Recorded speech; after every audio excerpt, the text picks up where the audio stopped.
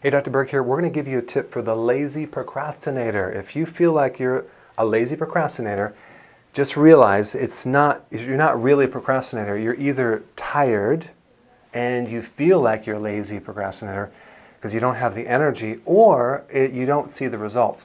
If someone doesn't experience results, every time they fail, it makes it harder and harder to get back on that wagon because you're stacking up, like you almost in your mind, you think it's not going to work, so why go ahead and do it? So that's how you make someone that's a procrastinator, is you make them very tired and you have them fail.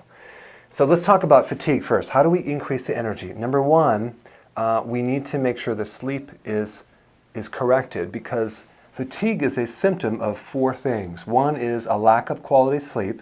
Number two, it could be your thyroid, but typically it's not really the thyroid. If you watch some of my thyroid videos, it's usually the liver and gallbladder, you need more bile, or it's high estrogen, because the liver converts the thyroid hormones, and then the estrogen can block the thyroid hormones. So this hypothyroid, which could cause the fatigue, could be coming from those deeper issues. Okay, allergies, food allergies.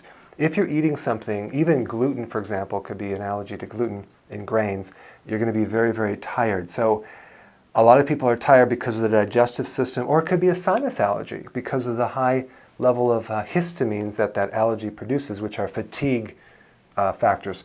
And then blood sugars. When the blood sugars drop down too low because you're eating too much sugar or orange juice, you're going to have a blood sugar fatigue. High sugar creates brain fatigue and brain fog.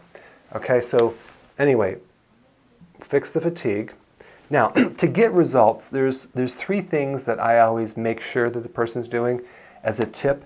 Is we want to plan the whole week in advance, so that way you're not waiting to Wednesday when you don't have any food in the house and you have to go out to some quick food. So plan what you're going to eat for the whole week so you don't have to think about it. You just go ahead and do it.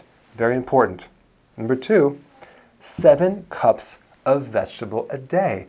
I already know the majority of people, probably if they're lucky, only do 2 or 3 cups. Why do you do 7? Because our bodies need about 4,700 milligrams of potassium every single day, and this would be about 7 to 10 cups. If you have less potassium, you're going to have a lot of issues with cravings for sweets, blood sugar issues, and fatigue. So we need those vegetables to get the nutrients to help heal the system. Lastly, this is one of my things. When I was probably early 20s, I had a blood sugar problem. Of course, I was having carbohydrates for breakfast. I didn't know this, but if you add protein for breakfast, you will feel so much better mentally through the day than if you skip this. Skipping protein, and sometimes even for lunch, will make you have a little bit of a fatigue later in that day, okay? So those are some of the tips for the lazy procrastinator.